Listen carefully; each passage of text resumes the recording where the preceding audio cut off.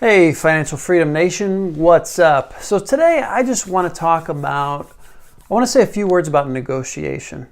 So I got a call back from a seller recently in Vallejo. I was driving for dollars. I drove past this house, looked like it needed some work, sent a postcard, got a call back. The guy left me a voicemail. So I'm just going to dictate that voicemail to you real quick because I don't think it's going to come through very well if I try to play it. So I'll tell you what it said. Hey Brad, I received a postcard from you in the mail regarding my property at XX Street, Vallejo, California.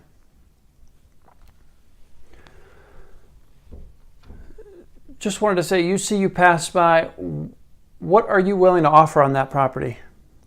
I'll throw mine out. We're not looking for anything under $250,000. So anything below that isn't going to work. No need to call if you're going to offer less than that. Okay, take care. So he started out strong, right?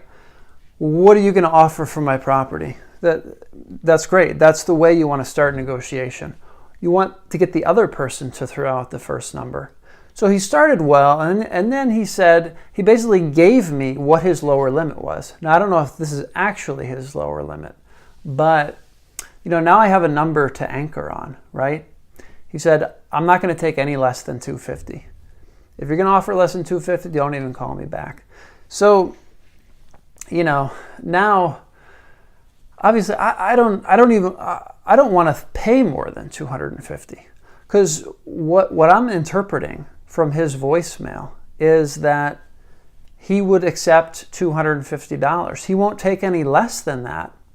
But if I pay any more than that, I don't feel like a very good negotiator, because he's basically told me, at $250, we should be able to work something out. So it brings me back to my days managing a moving company in Madison, Wisconsin. Inevitably, things would happen on moves, things would break. And when we'd have that conversation with the person that we moved afterwards, the first thing I would say is, what can we do to make this right? What would you like from us? What can we do so that, we can move forward and not be upset with each other?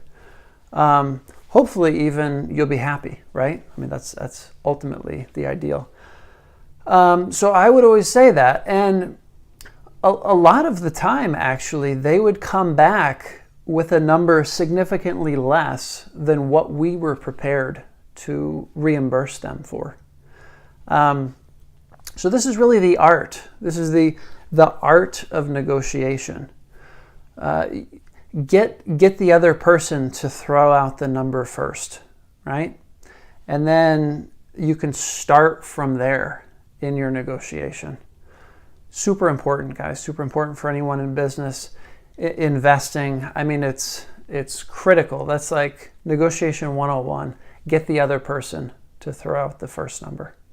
So I just wanted to share that, guys. We've got an appointment with this owner next Thursday, so 5 days from now. So, I mean, it'd be awesome if we could lock this up at $250. I think we're looking at like an after repair value somewhere around $450. So, if it doesn't need too much work, could be a great profit for us. Anyway, hit that subscribe button if you guys haven't already, and I'll see you in the next video.